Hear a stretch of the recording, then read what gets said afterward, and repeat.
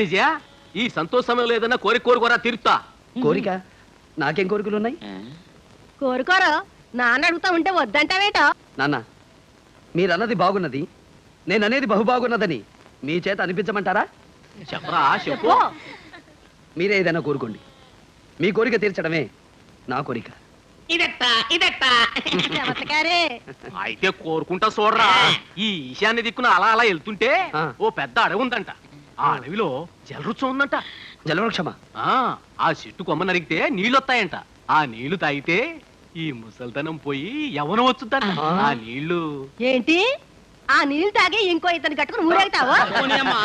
మన కోణ జనాభా పెరుగుతాయి. అలాగే ఇప్పుడే బయలుదేరుతాం. పద పడ్డనా. ఆగండి. నిజంగా వెళ్తున్నారే? మరి ఆయన యవ్వనంతుడు, నేను ముసలిదాన్ని, ఏం బాగుంటదిరా. నాకు తెచ్చిపెట్టంటే గుక్కింది. ఎవరు కావాలి?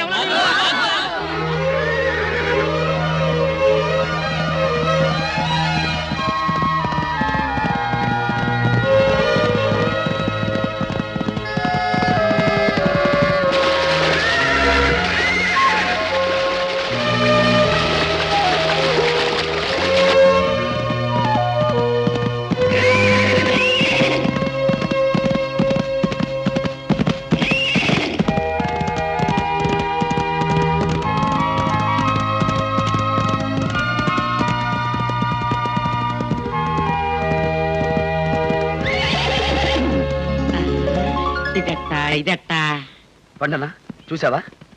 ఈ పరిసరాల్లో ఎక్కడా లేని వింత. ఇక్కడ మాత్రం రంగురంగుల పువ్వులు కనిపిస్తున్నాయి. బహుశా జలవృక్షం ఇక్కడెక్కడో ఉంటుంటుంది. అవునవును.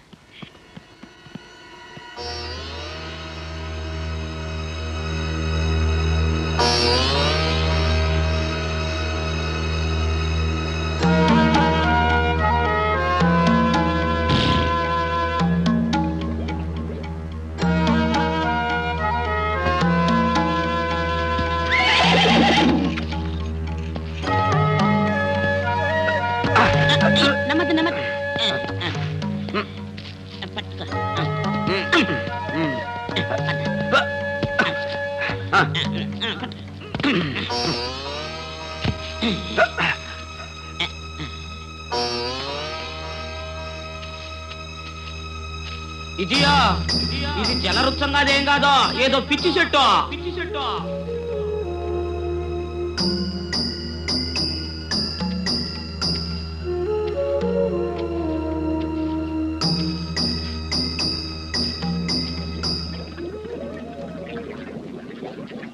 ఎక్కడి నుంచో నీళ్ళ శబ్దం వినిపిస్తుంది.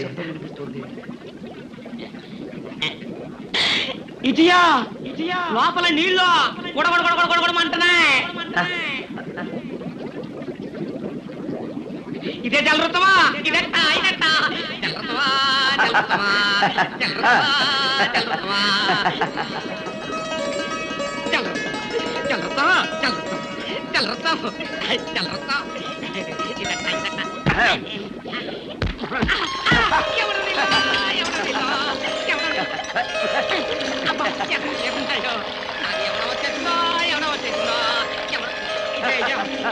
పిల్లట చూడ మన పొలంలో నాటేసుకుందామా?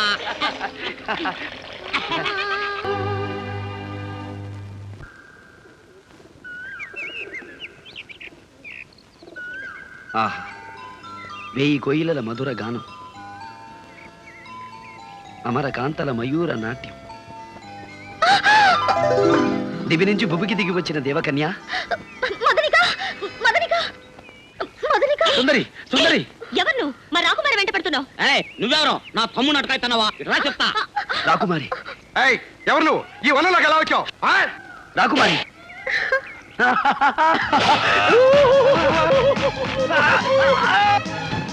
రాకుమారి, బంధించండి. బంధించండి రాకుమారి. మీ సుకుమారమైన బాహుల్లో బంధించండి.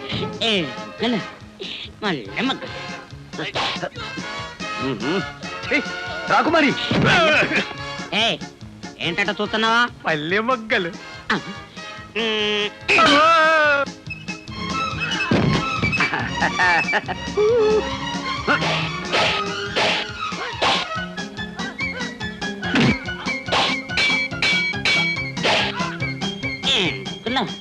మళ్ళీ మగ ఏం బుక్కలు మళ్ళీ మగ్గలు మళ్ళీ మళ్ళీ మళ్ళీ వచ్చావా రాకుమారి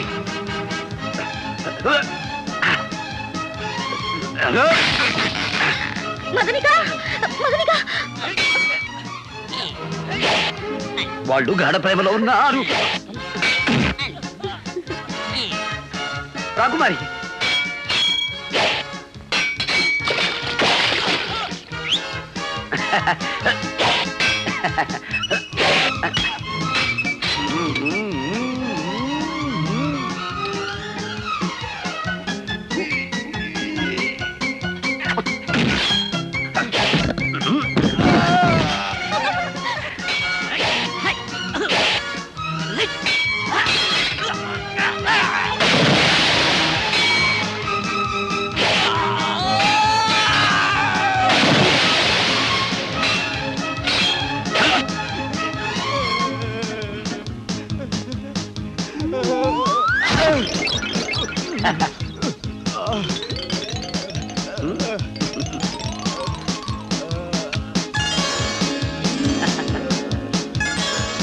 నీళ్ళలో దోస్తావా?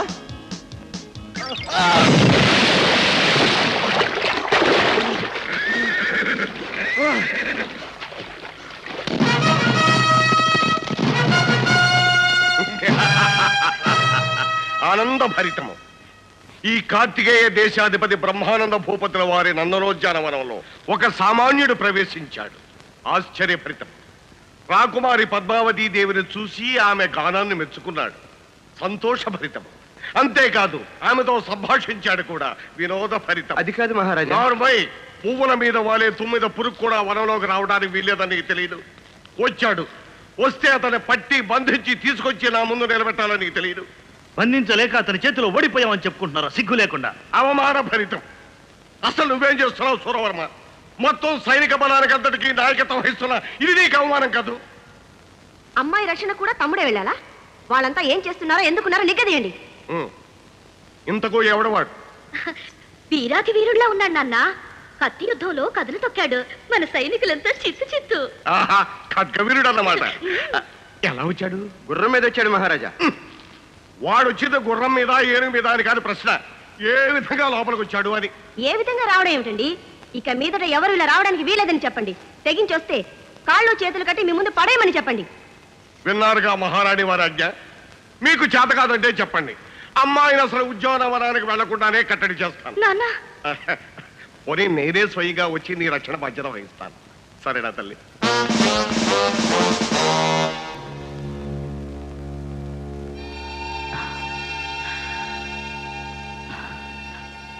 ఏమిటిది?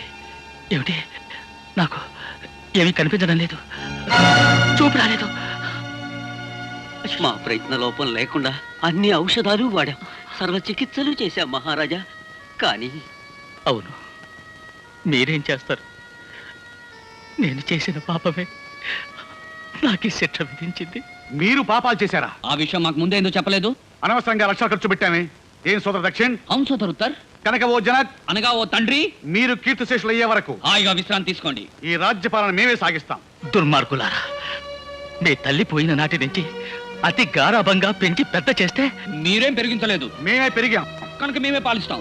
మూర్ఖులు మీరు రాజ్యపాలన చేయడమా? ఏ ఆవులు గేదెలు సైతం కొంతకాలమే పాలిస్తాయి, కానీ మీరు మాత్రం ఇంత వయసు వచ్చినా ఇంకా పాలిస్తూనే ఉన్నారు. మరి మేమెప్పుడు పాలిస్తాం? చూడండి జనక్. పాపం చూడలేరు కదా ఉత్తర్. ఓహో, అయితే వినండి జనక్. ఈ రోజు నుంచి మేమే సింహాసనం అధిరోహించి అనగా ఎక్కి. సోదర్, మనకున్నది ఒకటే సింహాసనం కదా, దాని మీద ఇద్దరం ఎలా పాలిస్తాం? ఆ సింహాసనాన్ని రెండుగా చీల్చండిరా, చీల్చండి. చీల్చి చెండాడుతాం, చెండాడి పాలిస్తాం, పాలించి లాలిస్తాం, లాలించి చూపిస్తాం.